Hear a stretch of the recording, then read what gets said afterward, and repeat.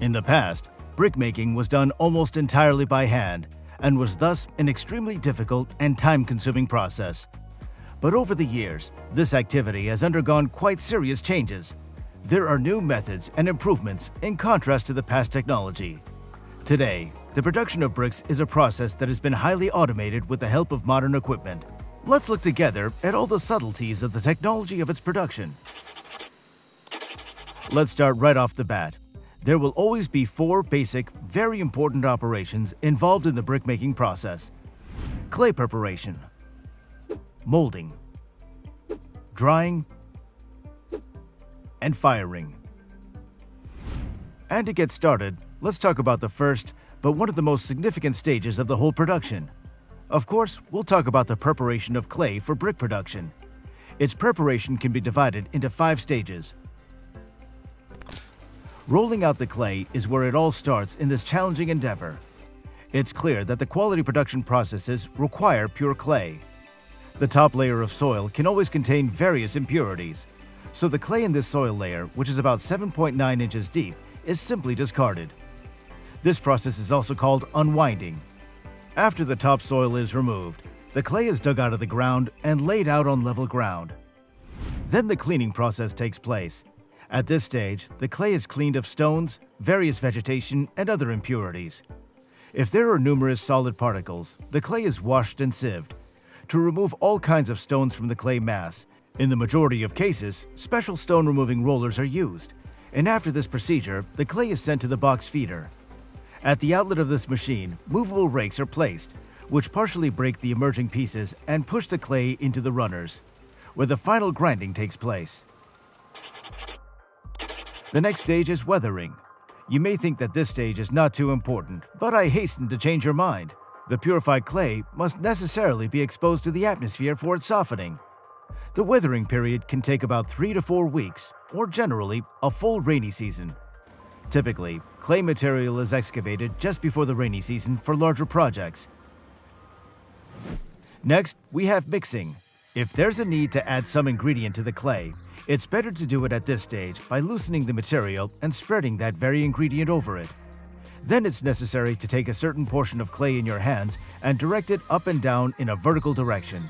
That is, to do the very mixing. Lastly, there's the hardening process. In this stage, water is added to the clay and pressed or stirred. Pressing is done by cattle or human feet for small-scale projects, and for large-scale projects, a special pug mill is used as a grinding machine. In this way, the clay acquires a plastic structure and becomes suitable for further molding. As for the molding process, the resulting prepared clay is molded into special rectangular brick molds. This process is usually carried out in 2 ways, depending on the scale of the project. It can be hand molding for small-scale projects and machine molding for large-scale projects. If brickmaking is on a small scale and labor is also cheap, one can go for hand molding. Rectangular molds for these cases are made of wood or steel and open at the top and bottom. There are also 2 types of manufacturing in hand molding, which are ground and table molded bricks. As for the ground mold, in this ground molding process, first level the ground and sprinkle it with sand or ash. After placing the wet mold in the ground and filling it with hardened clay, pressing firmly to fill all the corners of the mold. The excess clay is removed with a metal or wooden punch or wire. The mold is then lifted upward, and the raw brick in the ground is revealed. The next step is to wet the mold again by dipping it in water, and repeat the same process. And it's called slop molding. Sometimes the inside surface of the mold is sprinkled with sand or ash instead of being immersed in water, which is called sand molding. Counting marks of bricks are made with a pair of pallet boards. A counting mark refers to a depth mark that is applied to the raw brick during the molding process. But the table molded brick is similar to the hammer molding process in its basic process. But in this case, the bricks are made on a 6.5 by 3.2 feet table. And it should be noted that ground molding is more economical as compared to table molding. If an order is received for the production of bricks in large quantities, then machine molding in this case will be much more economical and practical. And it's carried out in two ways, with dry clay machines and plastic clay machines. So the plastic clay machines contain some sort of rectangular shaped hole in them, and when the hardened clay is placed in them, it comes out through it. Now the rectangular strips coming out of this hole are cut with wire to get the required thickness of the brick. These are also called wire bricks. At this stage, these raw bricks are already fully prepared for the drying process. Dry clay machines, on the other hand, are definitely designed to help save the producer time. It's possible to put mixed clay into these machines, skipping the hardening step, as it is done directly in this equipment by adding water. The method of molding in the production process of bricks is usually selected taking into account the peculiarities of further use of the finished product. After molding, bricks contain some moisture, which must be gotten rid of. Why? Simply because during further firing, during burning, they can simply crack. Drying can be done naturally or artificially. In natural drying, bricks are stacked in stacks of 8 to 10 ladders. The bricks in these stacks should be arranged in such a way that air circulation between them is free. The drying period is typically between 3 and 10 days, but this also depends on the weather conditions. The drying pads are also prepared at a higher level than the normal ground to prevent the bricks from getting rainwater. In some situations, however, artificial drying is also used, as it does not require a very large space and is completely independent of weather conditions. For such drying, the heat of exhaust steam is used, and due to the use of special technology, the entire mass dries completely evenly. In the firing process, the dried bricks are fired either in clamps, small batch, or in kilns, large batch, to a certain degree temperature. At this stage, the bricks gain hardness and strength, so it's an important stage in production. The temperature required for combustion is about 2012 degrees Fahrenheit. If they burn beyond this limit, the output of the finished product will be brittle and weak. And if the temperature limit is lower, the bricks will not gain full strength and are likely to absorb moisture from the atmosphere. Hence, the firing must be done properly and well to meet all the requirements of a good brick. As you can see for yourself, the production process is quite complex and labor-intensive. But at the same time, it's interesting and diverse. Any construction or repair work is impossible without the use of a universal building material, cement of different types and grades. We're so used to this product that we don't even think about the question, how is cement made? Let's dig deeper into the complex technology of production of such an important and necessary building material. Let's go. In construction works, cement is consumed as an independent raw material and as a component in the composition of concrete or reinforced concrete. Without further ado, it's clear that the process of its manufacture is quite expensive and labor-intensive. And although today manufacturers on the market offer a huge number of types of cement, still, the production technologies remain standard. Let's talk about the stages of cement production. It's worth noting that the production of this building material should be divided into two main stages: obtaining clinker and quality grinding of the components. Clinker is a special mixture of natural character, which as a rule is made of lime, about 75%, and clay, about 25%. All of its components are necessarily fired in special furnaces under the influence of high temperatures. It's also possible to replace clay with other components of natural origin, such as rotten stone or dolomite. In addition, in the natural environment, there is already a ready-made clinker, which does not need to be fired at all. Yes, do not be surprised. It's marl, such a rock. But in nature, there's very little of this material, and so manufacturers create clinker themselves, artificially. The second stage consists in thoroughly mixing the clinker components in special containers, and this is also a critical process. After the work is done, the resulting mixture is fired for a long time in special furnaces, thanks to which all the components actively begin to interact. As a result, the lime and clay form some balls, the size of walnuts, and only then the components again need to be mixed and crushed. As for the technology of cement production itself, it definitely has its own peculiarities, depending on the method: wet, dry, or combined. Technology of cement production by dry method.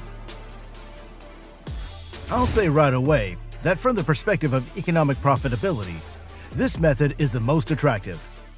Apparently, that's why it's also used in almost every large production facility.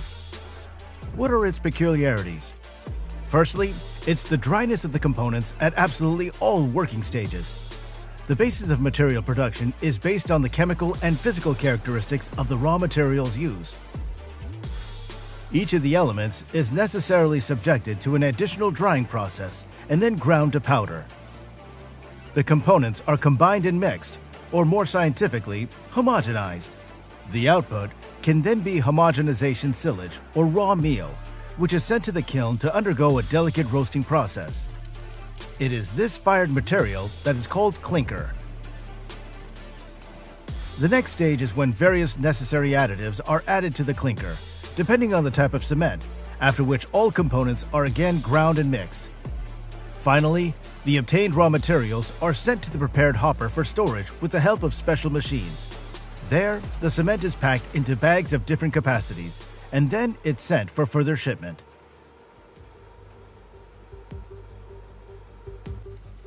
Wet cement production technology. The next method is wet, and this means that the creation of the cement mixture takes place with a direct addition of liquid.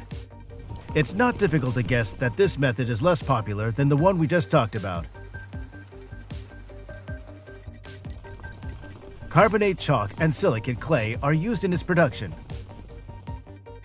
It's also possible to use iron-containing additives, such as BOF sludge and pyritic residues. The clay to be used is processed in special roller crushing systems, crushed to the size of granules from 0 to 100 millimeters. The obtained composition is further sent to the mixers for further soaking. This creates a slurry with a moisture level of about 70%. The components included in the mixture are mixed and pulverized using a specified percentage of moisture. The result is a charge with a moisture level in the range of 30 to 50%.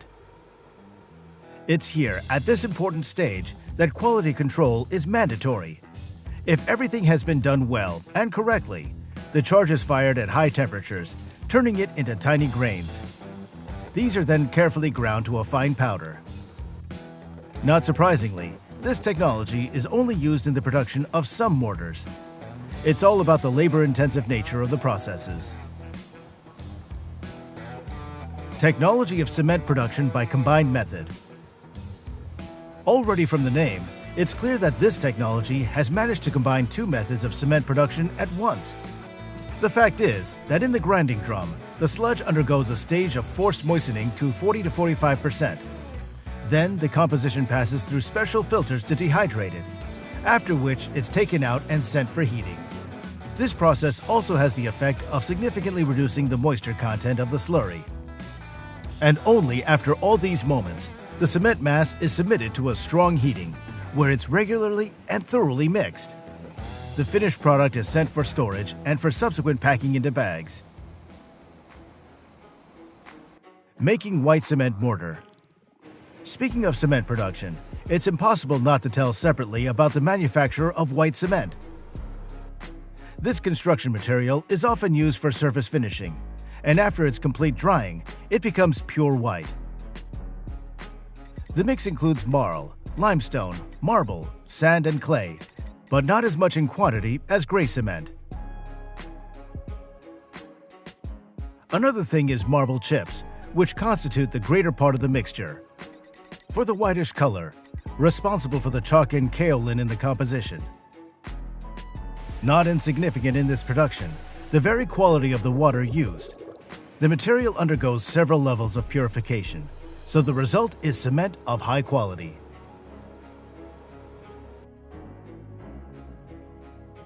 The grinding of clinker continues in the mill unit, in which a specific liner is installed. The grinding delicacy of white cement is much higher than that of ordinary gray cement. As a result, white cement products do not crumble, do not deteriorate, and are easy to care for. Therefore, the material is often used in the creation of various architectural forms and buildings. It's also important to say that such a snow-white shade of the material allows you to create other colors. At the final stage of production, it's sufficient to introduce a certain percentage of pigment additives into the mixture. Thanks to the development of technology today, marble can be extracted and processed without any difficulties. This stone is characterized by a wide range of applications as a facing material for different surfaces. Therefore, researchers are in constant search of new deposits of marble and work on improving the method of its extraction. And about all the details of this case, you'll learn from our video. So let's go! At this point, each of these technologies is in the midst of intense development. To extract marble, a specialized machine must cut a whole series of channels and slots in the rock, which can reach 6.5 to 10 feet deep and 59 to 79 feet long. Explosions must not be used, as doing so could shatter or crack the marble. And there's no way that this can be allowed to happen. It's only then that large cranes are brought to the site, which actually extract the marble blocks. A large toothless bandsaw is used to cut rough stone, and water and sand is poured on it while it's working. Why? This is necessary so that the block is quickly and relatively easily cut into pieces of a certain size due to the friction of the steel blade and sand. By the way, sometimes instead of a rigid blade, specialists prefer the use of a wire saw. Then what happens? The pieces of marble are moved to a circular grinding machine, and the material itself is securely strapped down. Sand and water are blown directly on the rotating surface of the machine to level the surface of the extracted marble material. Well, and for additional smoothness, the process of grinding is performed. As for the finishing polishing, it's performed with a prepared mixture of tin oxide and oxalic acid, which is applied to the surface of the marble with a polishing wheel. Then the transportation process takes place. I'd like to point out that this is a significant stage. As a rule, such material is transported by rail in containers, but there are exceptions. Air, water, and road are also welcome, but they're much more expensive in terms of finances. To safely transport the material from place to place, fragile stone is packed in special crates or a pyramid, 2 stapled metal posts. In either case, the structure is tightly secured with straps. To prevent the marble from spoiling from friction with the belt, additional packing material is laid between them. Another important condition is that the transportation of marble slabs is carried out only in a vertical position. After the multi-ton blocks of marble are transported to the manufacturing plant, they're cut into slabs using digital milling machines. The marble slabs are then polished for the first time. Then, with the help of silica sand, pumice, hammers, and chisels, the material is embossed.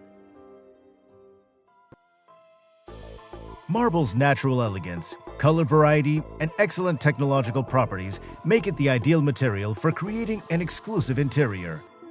Today, marble is used in various combinations for fireplaces, bathroom interiors, and flooring. I'm not even talking about the finishing of buildings, columns, arches, staircases, and other architectural elements. But you know, even though science and technology do not stand still, the extraction of marble even today remains a very labor-intensive and costly work. And this is one of the factors that explain the rather high cost of the stone.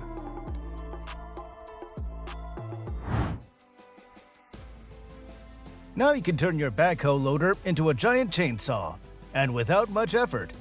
You can do this with a very unusual attachment from the Italian company Dazzini. There may not be many possible applications for this giant chainsaw in construction, but it looks great. This model is designed to be mounted on a Cat 432D backhoe loader, and is specifically designed to take full advantage of the hydraulics of this particular machine. The saw can be operated right from the cab, and you can control the height and angle of the saw. Powerful stuff, I must admit.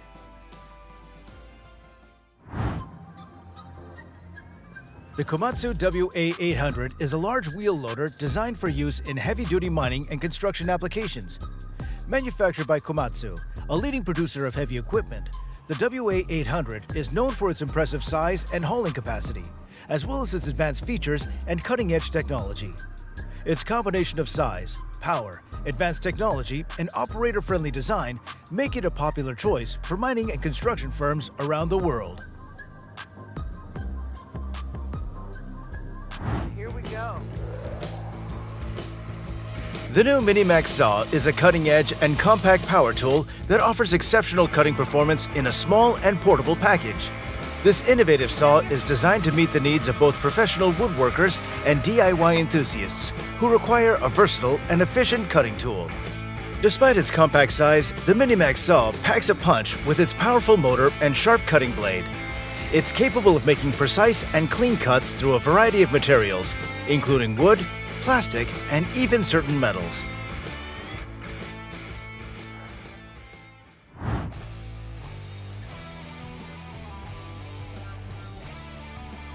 Boltec M10 and E10 are fully mechanized drilling rigs for anchor bolt installation, known for their high-quality anchoring and productivity in mining operations.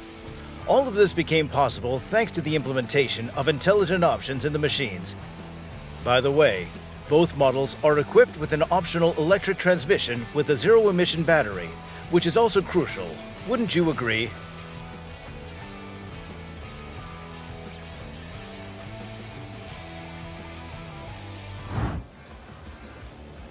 To meet the widest possible technical challenges, Kimrock has developed various cutting wheel options, with cutting depths up to 1,000 millimeters, with different cutting tool configurations, and widths up to 400 millimeters. Interestingly, the DMW series is also capable of working underwater at depths of up to 30 meters, making this equipment ideal for trenching and underwater work.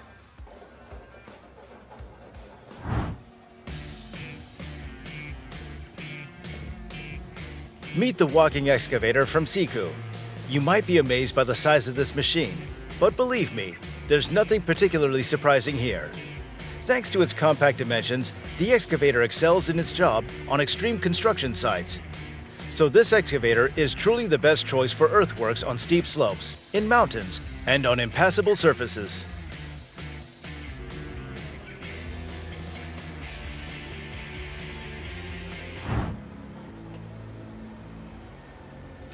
The Tesmec M5 mechanical trencher is a powerful and versatile machine designed for digging trenches in a variety of soil types and ground conditions. The M5 is a reliable and efficient solution for a range of digging applications. The Vermeer T655 is a powerful and versatile trencher that is designed for heavy-duty trenching operations. It is equipped with a range of advanced features that allow it to cut through even the toughest soils with ease, making it an essential tool for a variety of construction and agricultural applications.